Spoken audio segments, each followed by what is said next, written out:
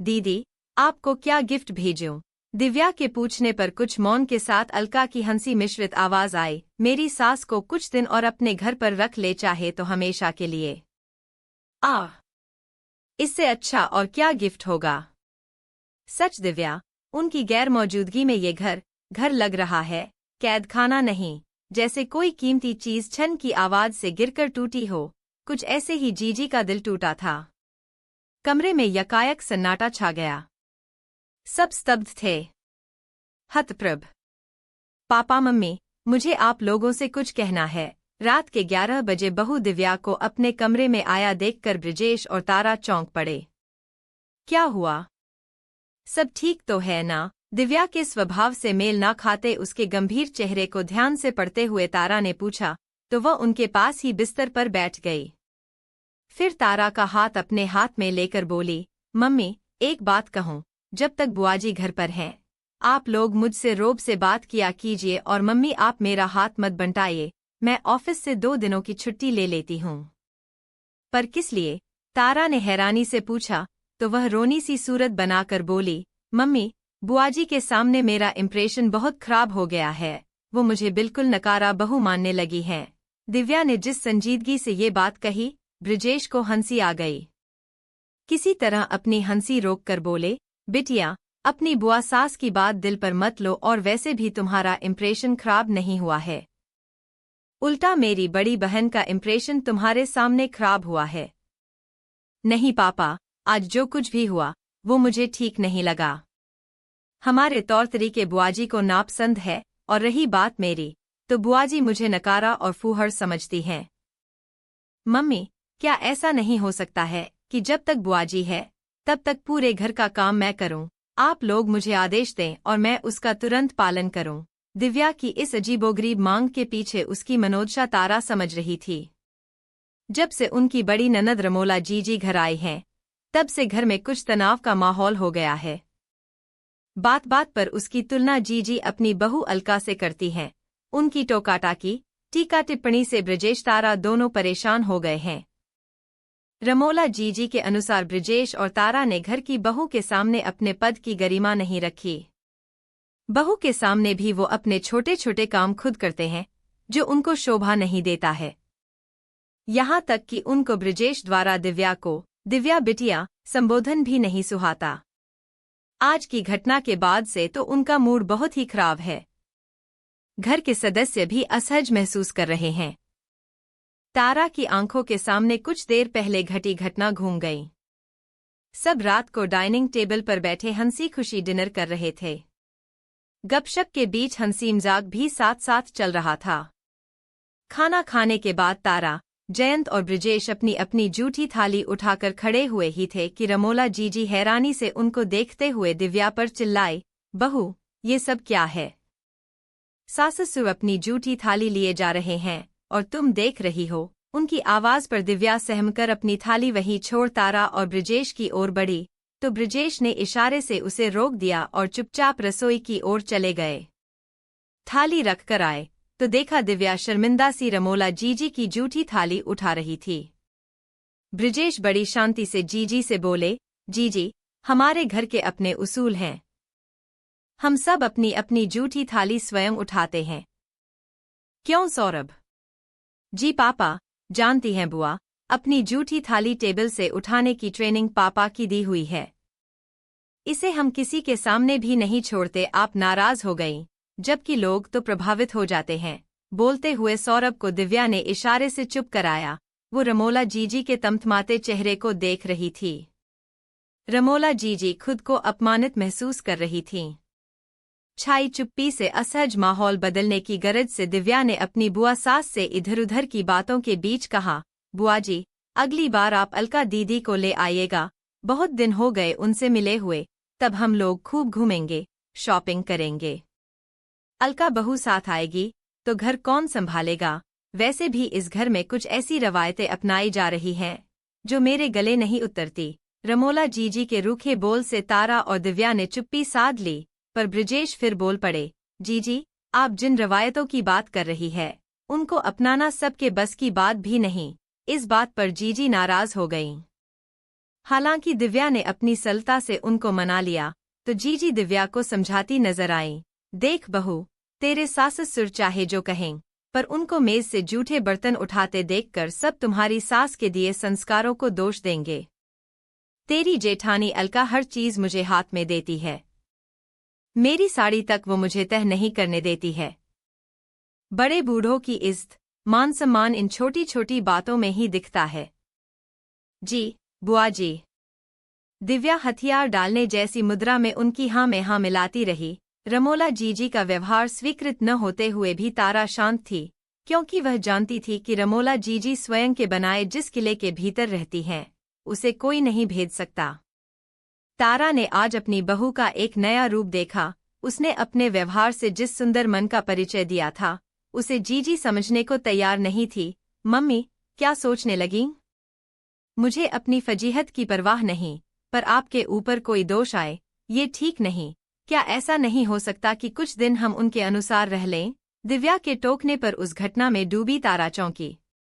वो कुछ कहती उससे पहले ही ब्रिजेश रहस्यमयी अंदाज में बोले, बिटिया, ये बड़ा खतरनाक प्रयोग है।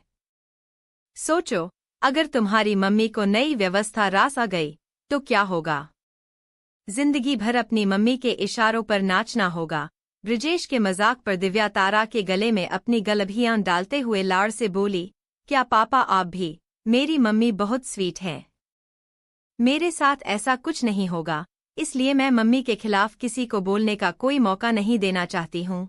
आप लोग हमारे आदर्श हो, पर बुआजी मेरे या आप लोगों के प्रति कोई बुरा इंप्रेशन लेकर जाएं, ये ठीक नहीं है। दिव्या के कहने पर तारा प्यार से उसके हाथों को सहलाते हुए बोली, ये उलझुल ख्याल तुम्हें क्यों आ रहे हैं? सबके घर की अपनी अपनी व्यवस्था होती है। तुम नौकरी करती हो, ऐसे में हम अपने छोटे छोटे कामों के लिए तुम पर आश्रित हो जाएं, तो कुछ दिन तो तुम सहोगी, पर धीरे धीरे उस बोझ के तले उकताओगी, चिड़चिड़ी हो जाओगी। और भई हमें तो अपनी हंसती मुस्कुराती बिना बनावट वाले स्वभाव की बहू चाहिए। आज तुम अपनी बुआ सास के तानों से डरकर कुछ देर के लिए ही सही पर ढांचे को हिलाओगी, तो तुम्हें परेशानी होगी। तुम असंतुष्ट होगी, तो हम परेशान होंगे। तुम्हारे और सौरभ के रिश्तों पर असर होगा। इतना सारा बदलाव किसी को इम्प्रेस करने के लिए ठीक नहीं।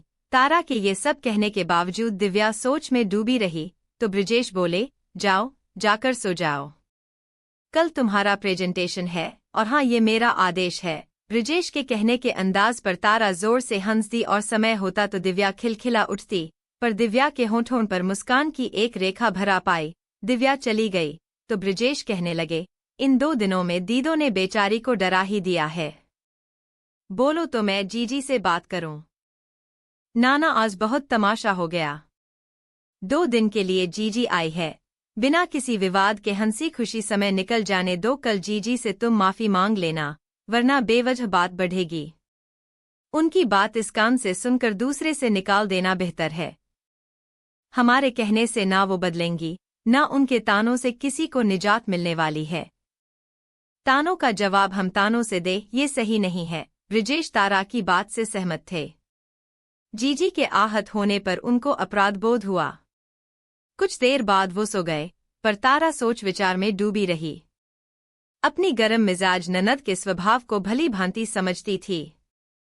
2 दिनों से जीजी ब्रिजेश और तारा को सुना रही है, तुम लोग अब सास ससुर बन गए हो, जरा पदानुसार व्यवहार करो। ये क्या सही है कि बहू बेटे के बीच बैठकर हंसी मजाक करके हम अपने प्रभाव को कम करें? तारा उनको समझा ही नहीं पाती कि नौकरी पेशा बहू बेटे के साथ शाम की चाय और गपशप और रात के खाने के बीच हुए हंसी मजाक के क्या मायने हैं। उसकी आंखों के सामने रमोला जीजी के घर बिताया वह दिन याद आया, जब उनकी बहू अलका रसोई में व्यस्त थी और वो जीजी के साथ खाना खा रही थी।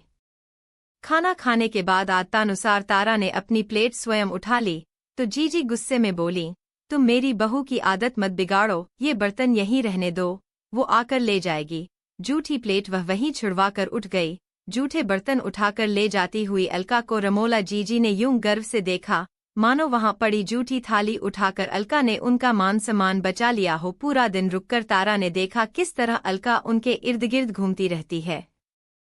अलका पर निर्भर होती जा रही जीजी इन दिनों गठिया, डायबिटीज, अस्थमा, स्पॉन्डिलाइटिस इन सब की मरीज होती जा रही थीं।